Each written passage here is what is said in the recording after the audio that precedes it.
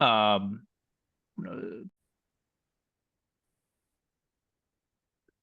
Welcome, everybody. Thank you for joining us this evening for the Center for Climate Literacy's spring webinar series. We are so happy that you are joining us tonight, and we are very excited to share a very special conversation with you tonight. We're here tonight with Aneesa Jamal, who is a doctoral student at the University Technology Malaysia and is working on the impact of storytelling as a way to teach about climate change.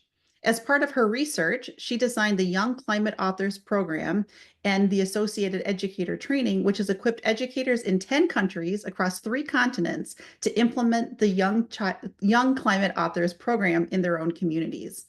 The goal of her work is to decolonize and broaden the climate fiction canon by bringing in rarely heard voices of children and youth from the global South. Aneesa is also one of the North American Association of Environmental Education's Civic and Environmental Education Fellows of 2023. Joining Aneesa this evening for a free-flowing conversation are 4 young climate authors who she will introduce in just a minute. Their discussion tonight will address how these young authors shape their own stories based on their climate learning experiences and understanding of power, privilege, and marginalization, as well as their sense of identity as authors and changemakers and their perceptions about climate change. For those of you in the audience, please feel free to post any questions that you might have for the panelists in the question and answers or in the chat box. And Nick and I will keep an eye on that, and we will facilitate a Q&A at the end of Aneesa's conversation. Good morning, Aneesa, and to all of the young authors who are here with us so early in the morning, your time. Aneesa, take it away. Okay, thank you.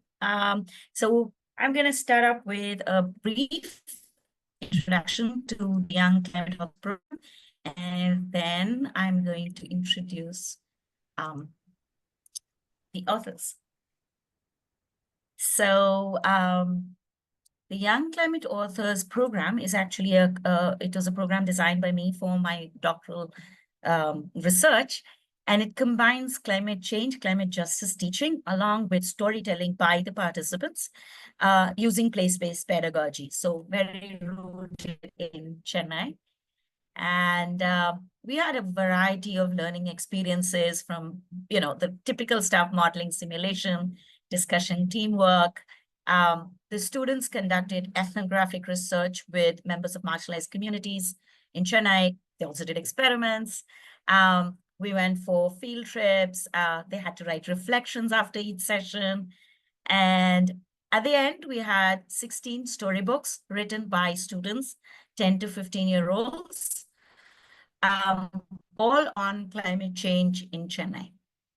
So these books are very place-based. They're very local to Chennai. Some of them are bilingual, so they're written in Tamil and English. They incorporate, or in fact, most of them are about climate injustice, the impact of climate change affecting and impacting people very differentially. And then incorporate climate emotion, and all the illustrations and the stories are written by the students. At the end of the program, we had a book launch and a book exhibition where the students presented their books to the community members, as well as internationally.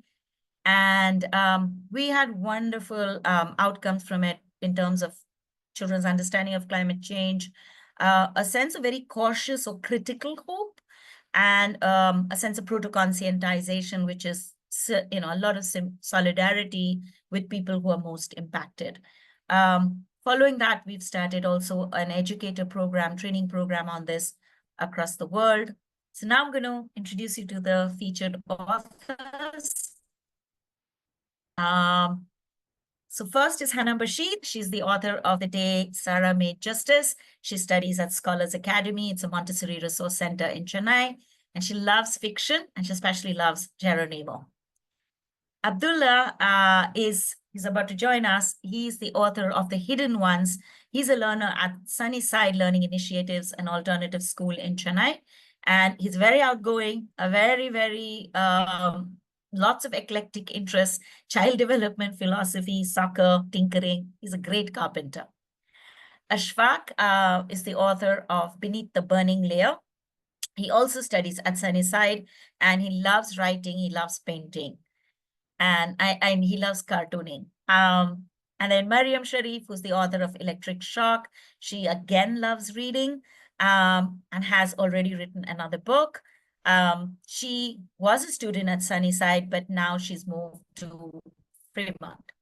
So with that, I'm going to start up our conversation. And Abdullah's here. Okay, great. Just a request to the participants, can you keep your cameras on and your mics unmuted so we can have a good conversation? Okay. So first off, I'd just like to start up. Let me start with Mariam. You know, for all of you, why did you, what's your book about and how does it relate to climate change? Okay, so I'll just repeat again. My book is called Electric Shock, and it's basically about electric vehicles, and it's through the perspective of an MTC bus in Chennai, and that's very unique and different. And it's related to climate change because electric vehicles is something that we view as like a solution to climate change, but my book kind of reveals the downsides of electric vehicles and how it actually does contribute to greenhouse gases and how it actually does emit carbon dioxide while it's not actually direct, but it's there. So yeah, that's how my book is related to climate change, and basically that's what it's about. Okay, thank you. Um, Ashfaq, would you like to tell us about your book and how it relates to climate change? So my book is basically about when climate change takes place. It's about the activist coming to know about climate change slowly, and then she discovers that she needs to do something. So my book Beneath the Burning Layer is about how the activist takes steps towards raising awareness about climate change and telling everyone about it, and whatever she could do about it, she did. Yeah, it's a both the books are really fantastic. Hannah, would you like to introduce your book and how it's linked to climate change?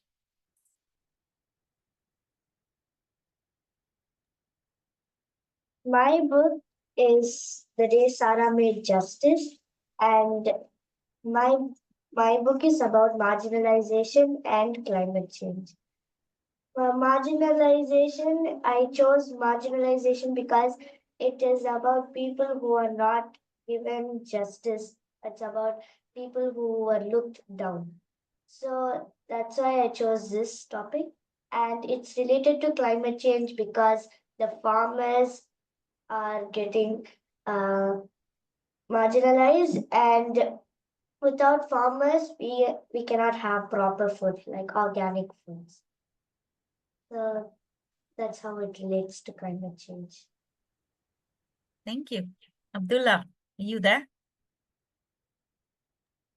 Guys, keep Yes, your camera, keep yourselves unmuted so we can see. Abdullah, your camera is not on. Could you put it on, please? yes.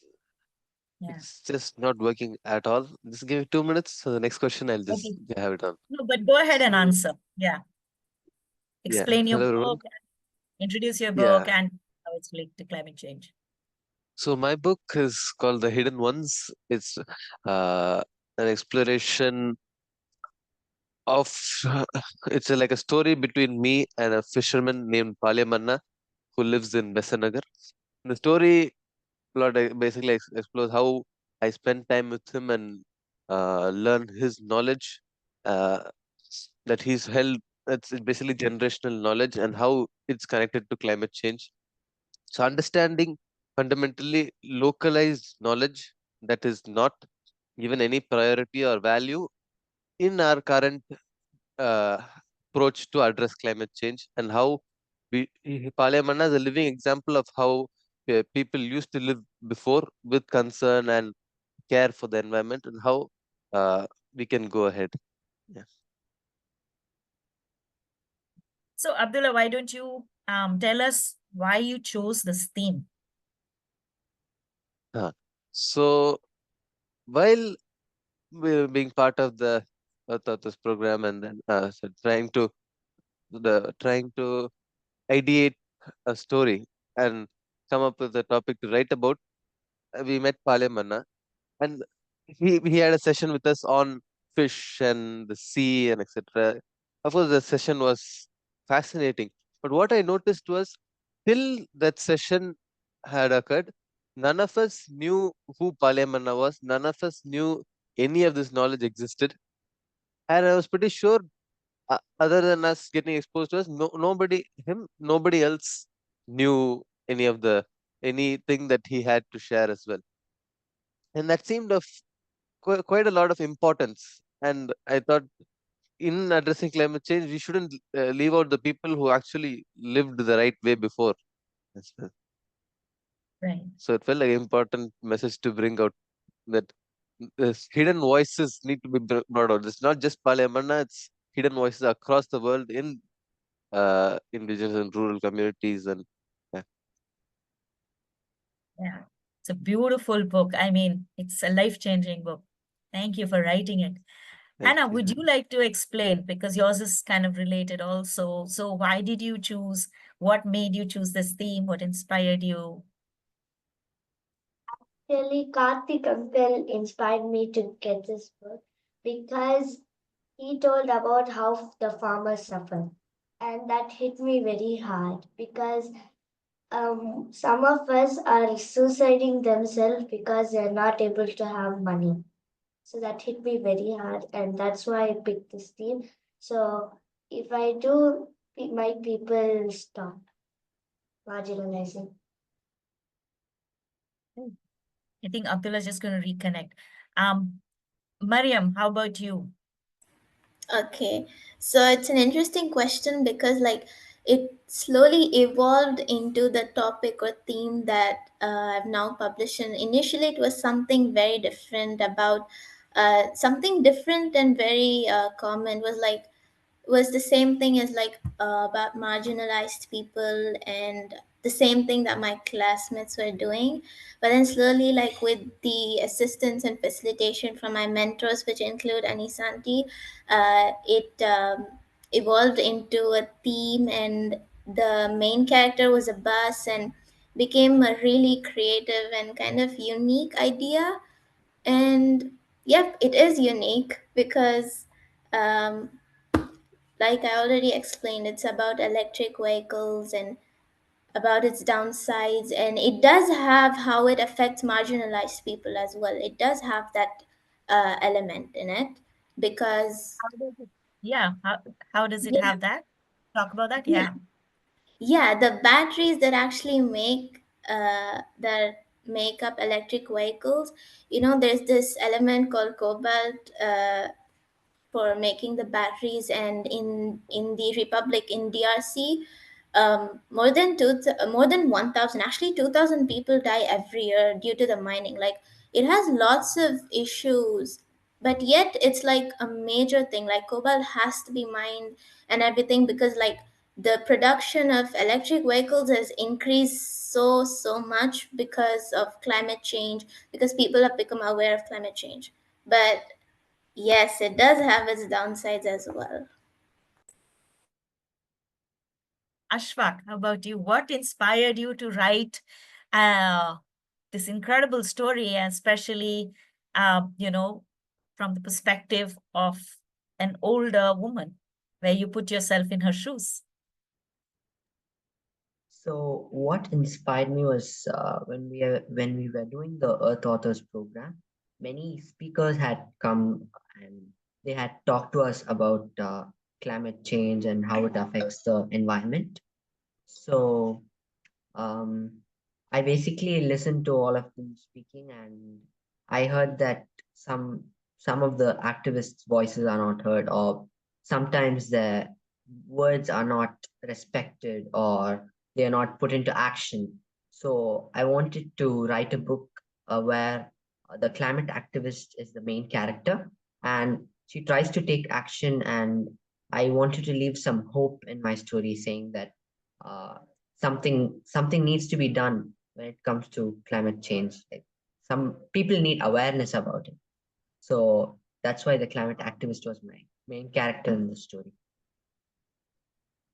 So actually, I'm going to ask you to speak a little more, Ashfaq, on because on the writing process, what was it like to write the story, especially since your character is somebody so different from you, and it's very hard to see how you would have managed so successfully to put yourself in the shoes of an old woman.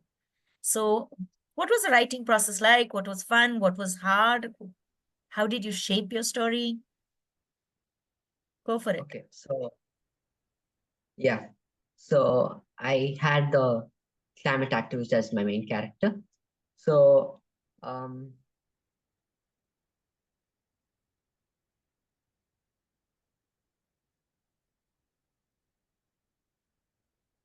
So how was the writing process, shaping the story and all that?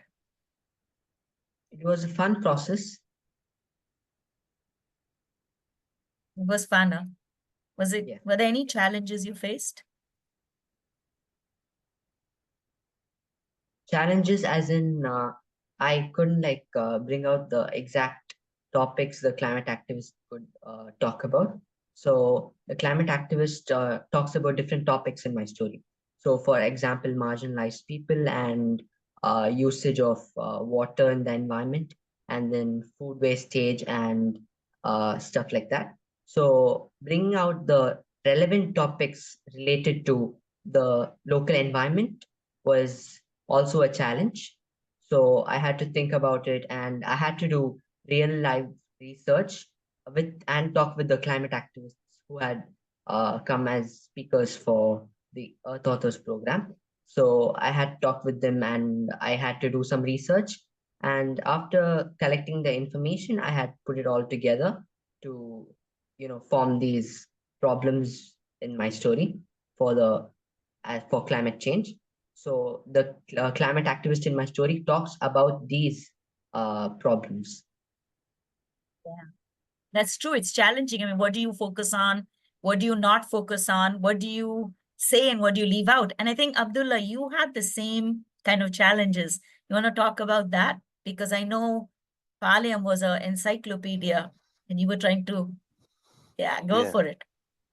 So while trying to bring out Palayam Anna's story, Palayam Anna's vast amount of knowledge, and trying to put it down in a manner where it's readable and understandable, there were of course a lot of challenges. So like I would say like three main ones would be um, number one, the sheer amount of knowledge that Parliament had to share. So he just, if he starts talking, he can keep going on and on and on, and it's all different aspects of the way they live, the way they fish, the way the seasons work, the way that sea works, and then how do they adapt their lifestyle to it, etc., etc., etc. There's so much that he had to share just about the sea and how their connection is with it, to the fact that I struggle to actually extract extract. I wouldn't say what is needed, but rather something that is actually enough, because or else it would be too overwhelming. Number two, Yeah. um, I would say is what is this? Understanding Palayamanna and deciphering the knowledge actually, because Palayamanna speaks a really advanced form of Tamil where he uses all the scientific terms etc. in Tamil. This is really hard to understand. So I had a lot of help from my dad, who himself struggled with understanding Palayamanna's Tamil. That was one thing. So even speaking with him on these topics are quite hard, because he starts using all the scientific terms and I'm just totally lost.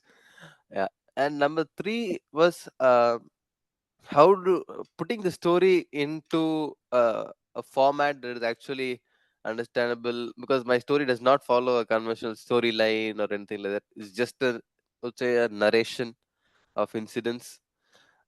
Yeah, so I struggled. I tried poetry, I tried what is that, dialogue from Palemana's perspective. None of them seemed to work out. So finally, this format where it's from my perspective, so I can actually give Palayam Anna credit because it's basically the truth of how I saw him. I was able to bring that out. Yeah. Right. Yeah, it was beautiful. I remember the time when you shifted the perspective to yourself, and I was like, oh my God, we have deadlines, Abdullah. Now don't change the whole thing, get it done. And you Yeah. insisted, and I was so happy that you insisted. And this is brilliant. Okay, um, Hannah, do you want to talk about how was it for you to write the story? Because Hannah, your story's got a character very much like you. Sarah's like you, but she didn't go to school and she never learned math. So please go ahead. Talk about how was it to write the story? What was fun? What was hard? Yeah, for writing the story, it was easy and fun. And from a small content, I made it to a very big. And what was hard? The hard part was after writing the story, after typing the story, correcting all the mistakes. I was struggling with that a lot. Yeah, that's true. I remember that. You hated it.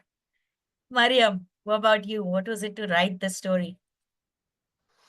Oh, since I like writing all kinds of fiction books, it was another exciting and really fun thing to write the book. And but yes, doing the drafts and all was sometimes tiresome, but uh, it was really good. And I've written many stories in the past, and I've also written an um, uh, EAP book before, but it's not about climate change. It's about just like generally nature. And it was really fun writing. And do you want me to explain how it was illustrating and designing? Yeah, actually, that would be great. Why don't you tell us about the illustration phase which followed Yeah. the writing? Yes, illustrating. We had this some mentoring from Gopi Anna from Sunnyside. He's from an like restore is like works there, and yeah, he helped us a lot and he's really good at it. So we got lots of help from him, and it was really hard to do it, like I had to buy supplies and then do it, and then like it sometimes got ruined, so I had to redo it and something was wrong with it and all of that. Designing was an entirely new process for me. I've never designed a book before, and one thing it requires the most is precision. Without precision, there is no designing the book because, like, centering the page and everything, um, really hard really hard, but we pushed through it. Yeah. How about you, Hannah? What was illustration like? I can see your illustrations in your background. This is my favorite illustration. So, like, I love art and craft. So, I love doing arts. In the free time, I keep doing art and crafts. But when it came to the book, because it was going to be published, I used to do it and then I was like, I can do better. I had to do it again. So, I was like, keep on stressing myself to do it much better. But then finally, I just did it. Abdullah, yours was a very different form of illustrations, right? It was, why don't you talk about how you did your illustrations and then the process?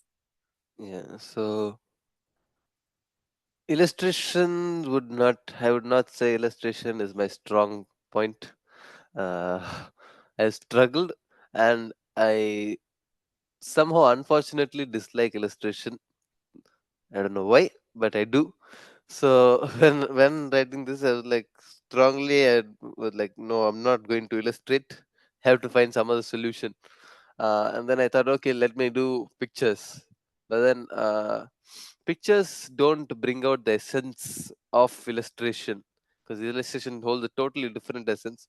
Like, for example, an illustration will take you into a different world, but photo generally keeps you in reality here, which is I thought not ideal. So then I said, okay, let me do a hybrid of both, and then I said, okay, let me take photographs of how the illustration, if I had made an illustration, how they would be, and then let me try to make it into a style that is an illustration, so it holds the best of both worlds. Yeah.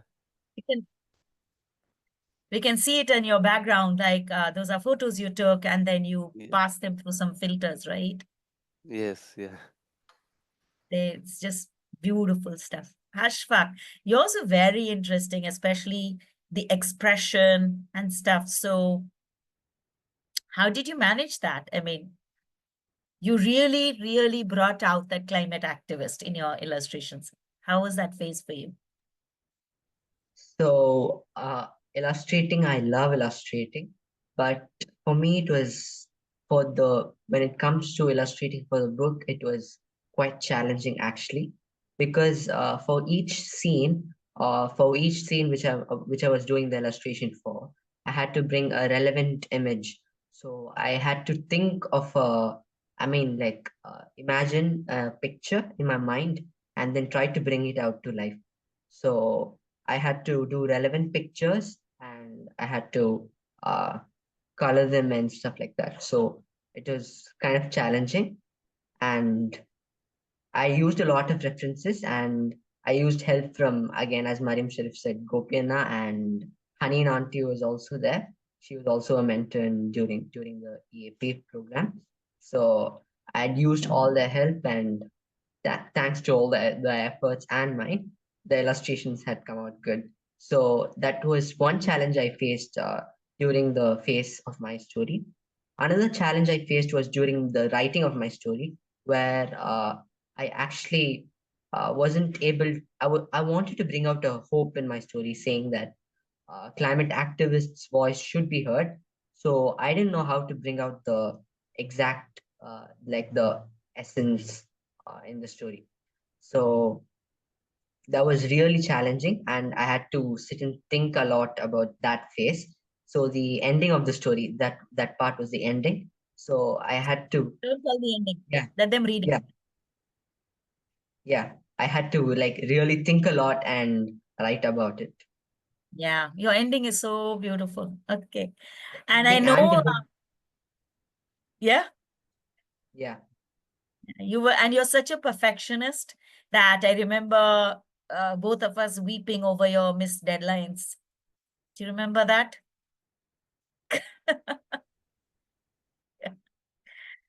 Hannah, you wanted to add something?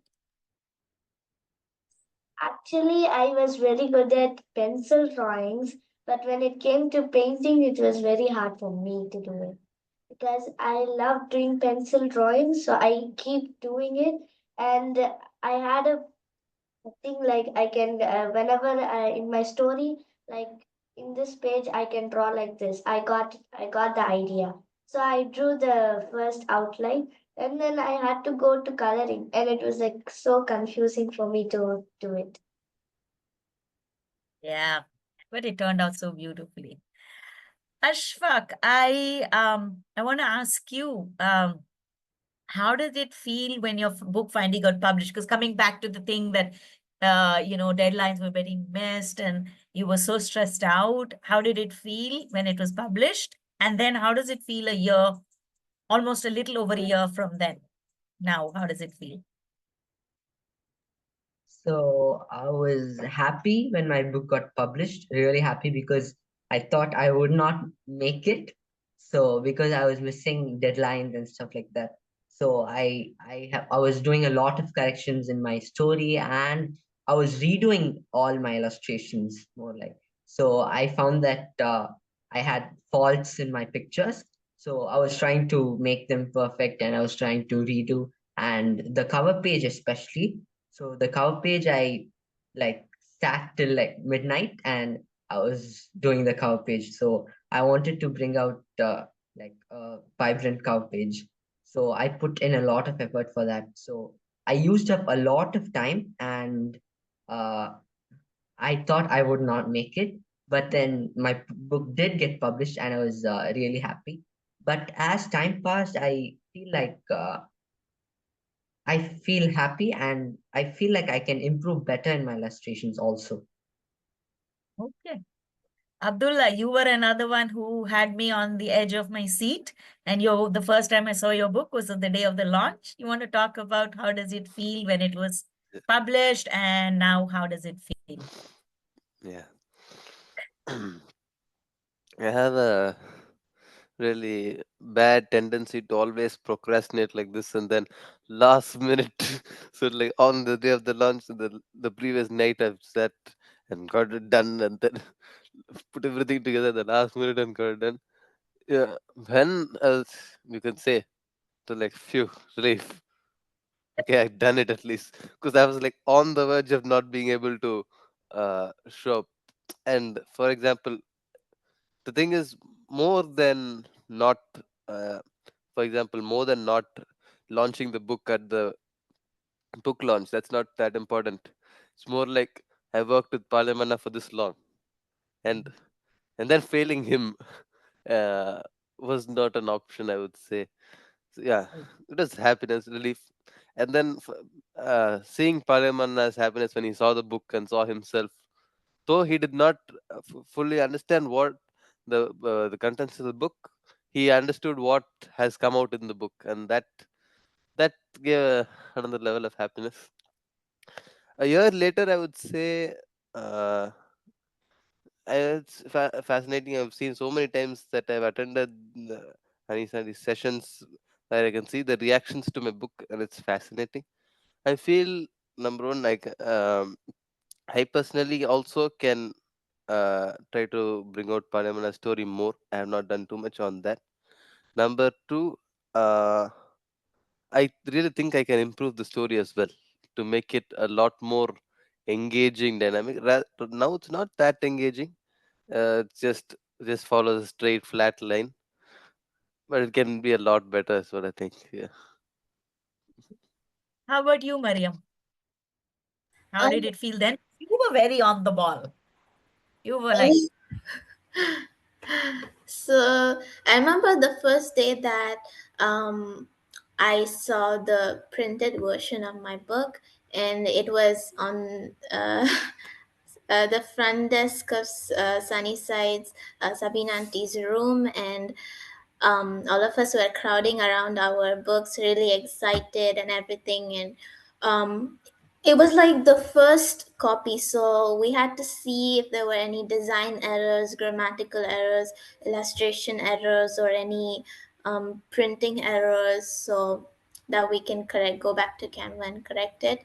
And but it was really exciting. We spent a lot of time sitting and leafing through our books and everything. And yes, and now how it feels like is occasionally I do take my book. I mean it is inside the closet, but then I do take it, and I occasionally read it. And okay, I don't know how it feels, but it's hard to forget my book with all these reminders, like them, like such as this, like this meeting and everything. And yes. great. Hannah, how was it for you? I know last minute you had a lot of struggle. You were also staying up late, burning the midnight oil. And then how did it feel to I was actually get relieved. So I was really relieved after when my book was published. I was like, oh, finally, that is done. And I went through a very hard time designing it, illustrating it, and yeah, it was very fun. And after a year, when I go back through the book, I feel like I could have done this much better. That's all.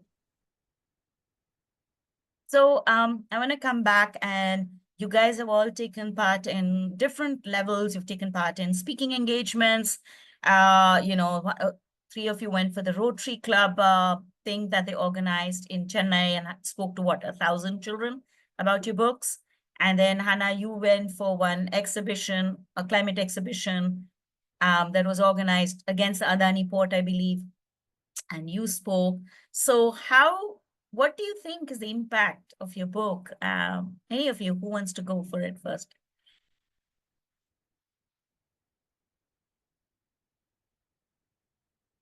Shall I? Yeah, sure, Mariam.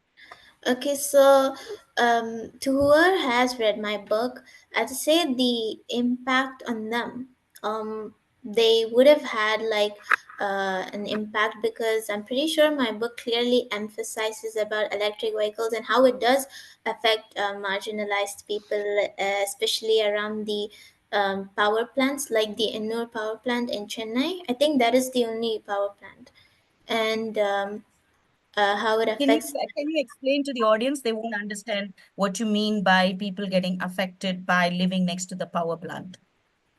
Oh, yes. So during the generation of electricity, uh, there are lots of carbon dioxide that is emitted due to the burning of coal, and those toxic fumes would affect the people living near the power plant, and such as the Ennore power plant. So whoever would have read my book, it should have had a strong impact on them if they read it.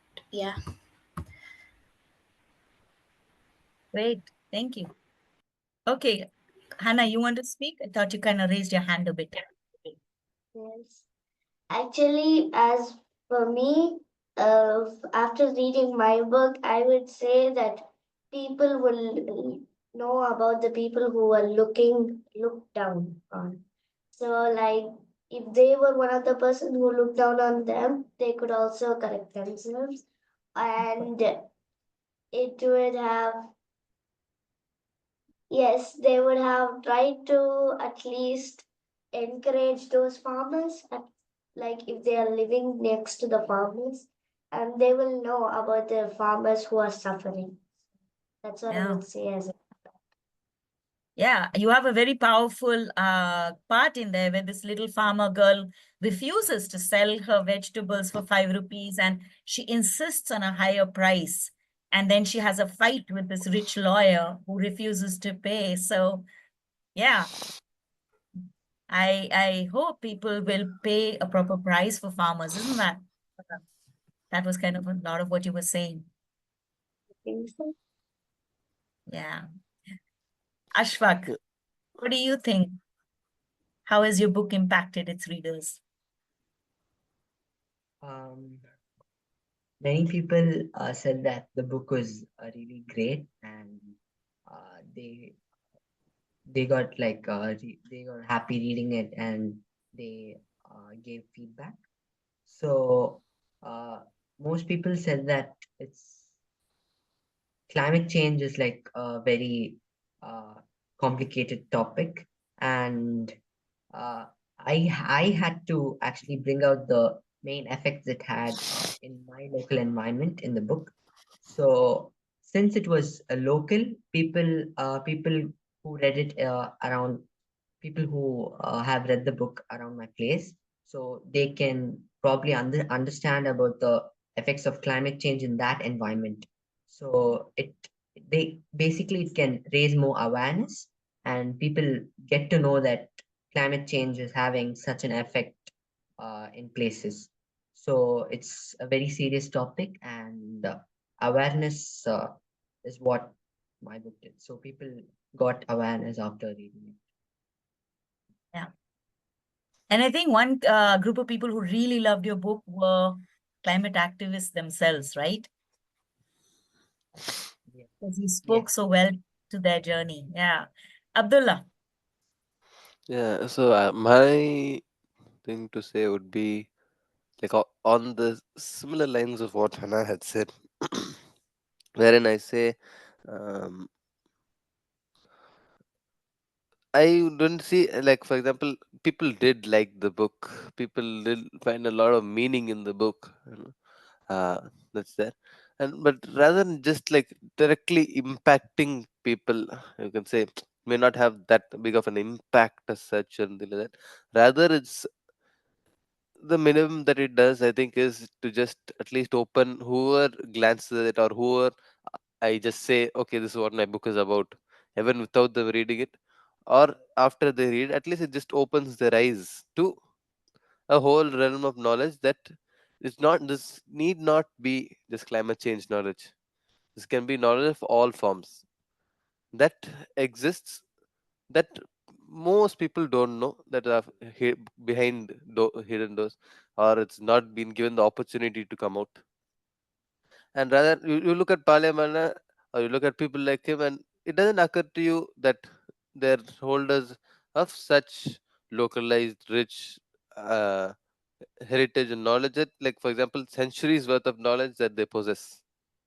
Hopefully, I hope, and I see somewhat is that people, more than the book having a impact on teaching them about climate change or anything like that, rather it just opens their eyes that there are people like this, and that there is knowledge like this, and that can be used as well. Thank you. That was really beautiful. So I think we are done with our discussions, and I see a lot of questions in the panel. So Sam, would you like to take over? And Sure. Thank you, all four of you, for sharing about your books. I am very inspired by the good work that you are doing, and reading the chat from the attendees who are listening to you. They are also very inspired. And so I want to congratulate you first on a job well done, and for inspiring adults and children around the world with your stories. There Thank are you. some questions from the attendees in the chat, and so I'll read those. But Aneesa, if you want to facilitate it, we can do that. However, it makes the most sense. Let's see. The first one asks, how did the authors find people such as the fishermen to interview? And did it take time to first build trust and then have the interviewees start sharing? Abdullah, you want to take that one? Yeah. So I would say, for example, getting to know, finding him, for example, was done through the program, where he had a program with us, so then we got to know him. But the second more important detail, where uh, connecting with the person and actually having them share. Parliament is like a very spontaneous, lively, active person, very vibrant personality. So he doesn't. He's not one who, for me at least, and I could say that's a really good thing, that he's not too kept to himself. He's willing and more than open to share, because he never has had people who, other than a few people that he works with currently, who actually value the knowledge he has and actually want to learn. So he was spontaneous and super happy to spend hours and hours talking on whatever topic we decided. Yeah.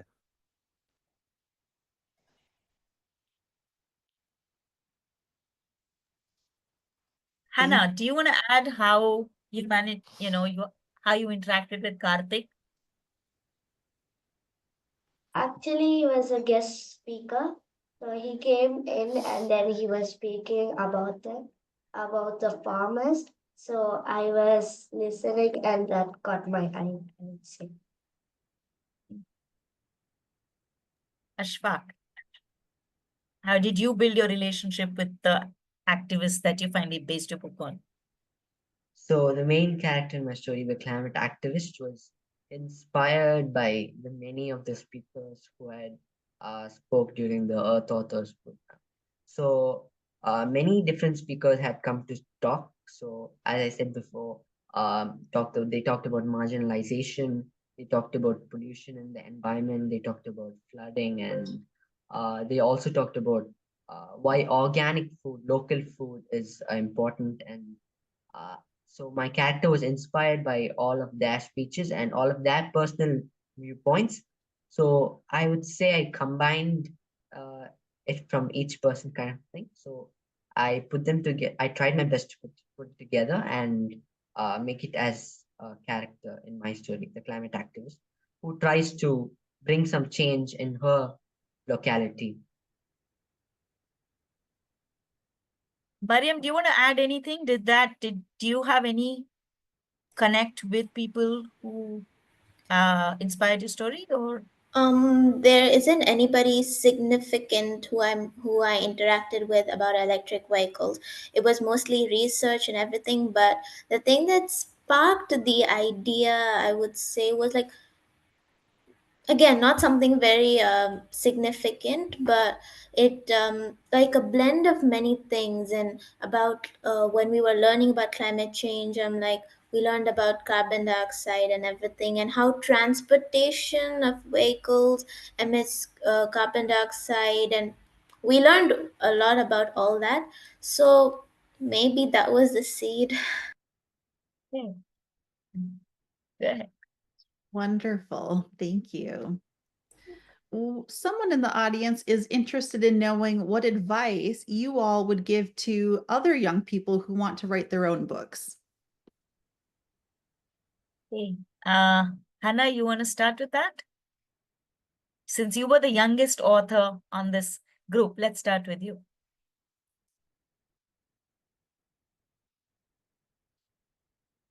Hannah, can you hear me?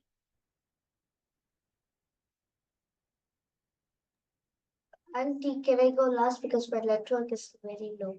Okay, sure. Ashfaq.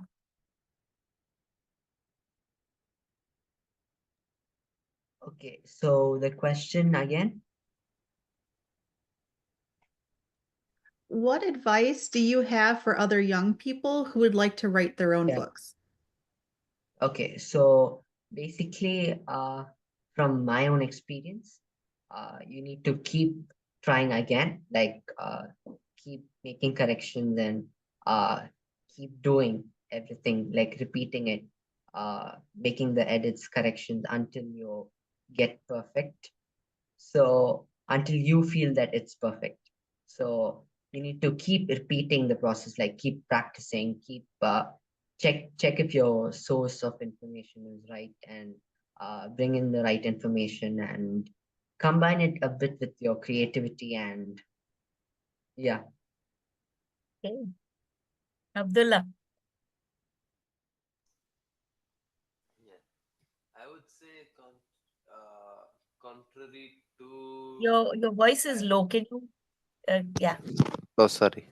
yeah, I would better. say something that is quite contrary to what I ended up doing, but uh, that rather, and it's ironic, but I'd say take your time. So that was not done well in my case. I would say little, because the thing is, I feel little effort every day or over a long period of time, you will be able to refine whatever you want to communicate outside. So, for example, for I though I like I said, I did not execute this at all, but spending time little by little, I didn't spend too much time at a go. So I had spent an hour sitting, writing, thinking, and over the span of a week, I didn't crunch it into one day or something like that. And that's how I was able to first. I tried poetry, etc., etc., and then saw, okay, this is my story does not get communicated. It could have been, but my skill level was not to that caliber. Then I said, okay, let me try writing in a way where it's from Palayam Anna's perspective, and then he can share.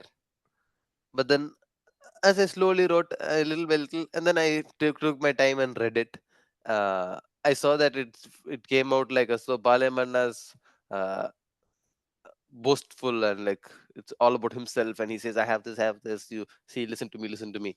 But that's And not the truth at all. that was the way it was coming out, because that's not how he is at all, right? That's not how he is at all. And the thing Yeah, is that what is it is, what I'm saying is, like, I took my time. I would say yeah. I took my time. So little by little. So the thing is, when you keep approaching at different spans of time, your thought process keeps changing. Yeah. Who wants? Mariam, do you want to add to that? Just one tiny thing that ideally, like for your book author, for the young authors, then there should be like a systematic journey for their authoring. Like, first they have to do this. They shouldn't jump from like writing like one page or something and jump to illustrating. It's better to first do the plot and everything, the storyboarding and everything, and write your story, refine it, and then move on to the illustration. And if you're designing, then designing, and yeah. Hannah, you said you'd go last. What advice can I give? I would say like keep trying, and I almost went to give up, so I would say not to give up. Yeah. That's wonderful advice. Thank you. Did any of you face challenges when you were trying to balance the creativity of your books with the factual accuracy of climate change? Who wants to start that?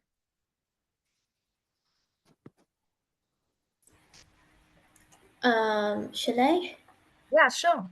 It's not much, but like, since it's my second book authoring journey, I didn't face that many challenges except for the illustrating part where it was kind of frustrating, but it was overall good and the results were promising. And like the first book authoring journey I went through was like when I was 9.5, and it was like I was learning from my mistakes and everything. So my challenges were kind of reduced during this time when I was writing about climate change. Abdullah, do you want to address the bit about keeping the factual accuracy? Because I know that was the thing that being creative and being factual, that was something that you really Yeah, struggled with. Yeah.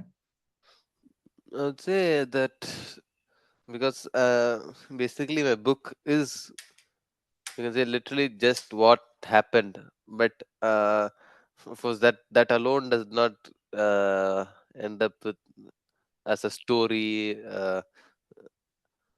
etc. And though, for example, a lot of things, majority of the story is what I experienced with Palayam Anna. Of course, everything that happens in the story could not actually end up happening in real life. But Palayam Anna has said that these things have happened, and I needed to make up some things to emphasize on some points, such as, for example, the uh, everyday usability of his knowledge. For example, in my story, where we see a fisherman who asks whether clothes can be washed today. That did not happen, but that is something that would happen, and that is it's a way that it will get used, and I need to bring that. But of course, I need that's where I had a little bit of challenges across the story, where uh, the point is that it is important, or it is true, but it's not happened. So I needed to bring it in a way that it's actually somewhat realistic to what Parliament would experience.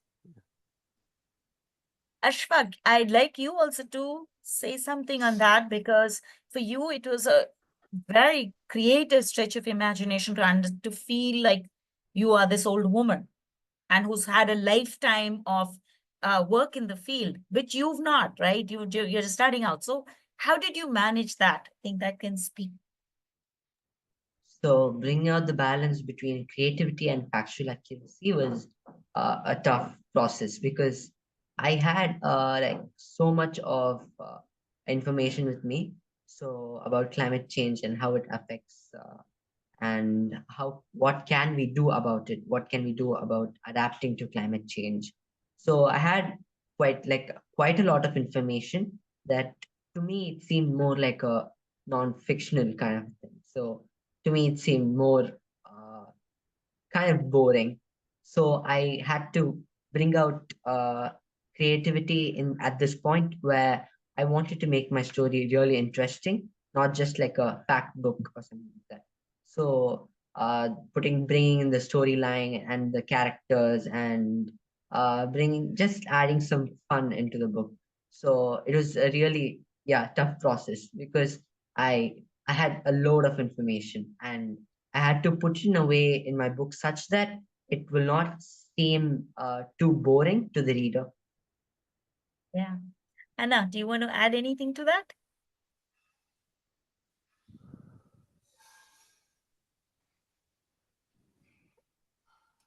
Actually, can you repeat the question?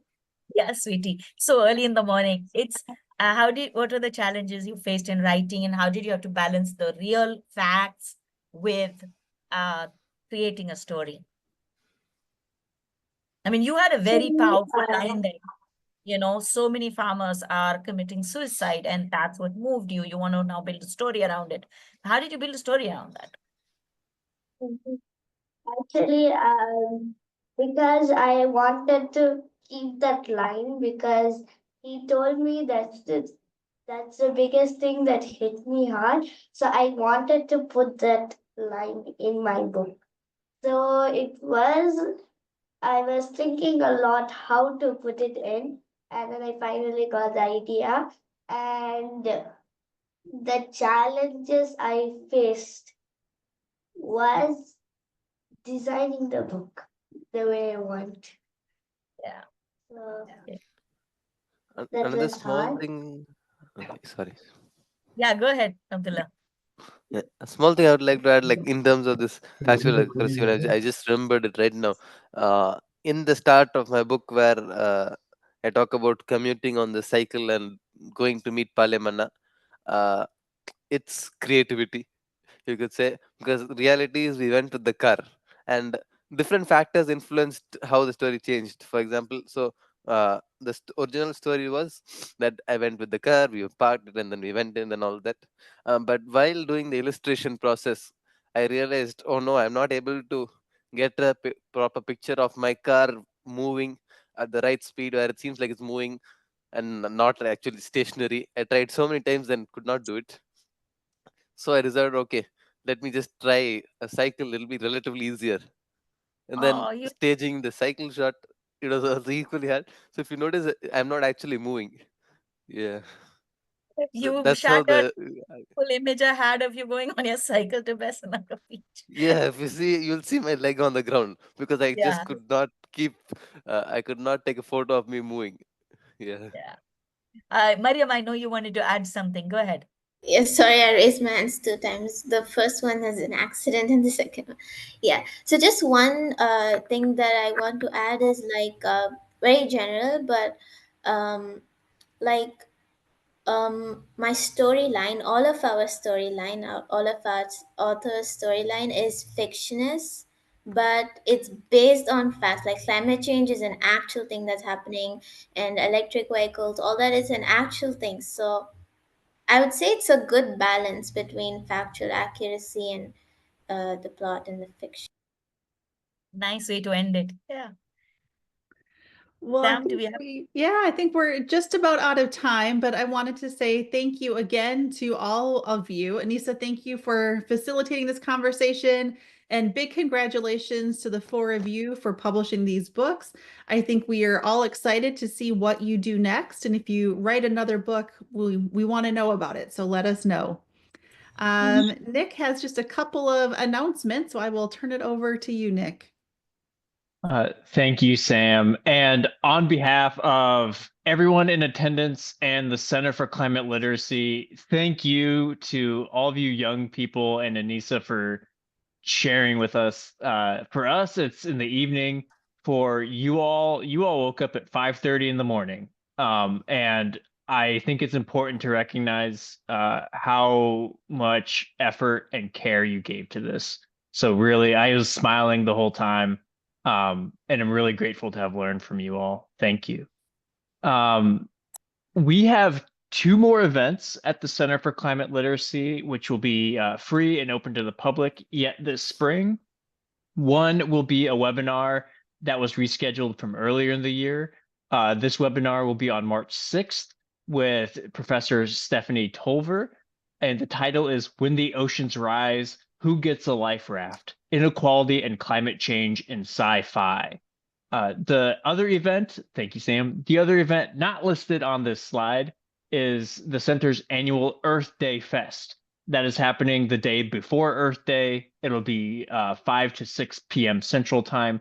And at that event, you'll hear from some of the undergraduate assistants at the center. You'll hear a recap of what we've been up to this past year and hear a preview of what is to come for the year going forward.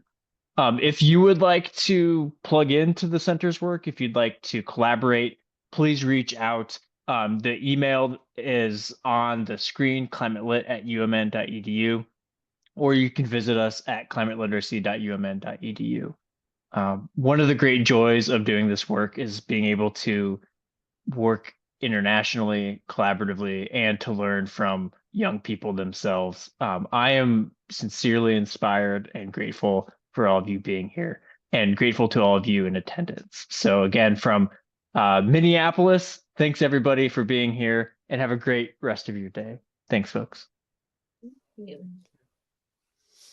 Thank you. Thank you so much. Thank you.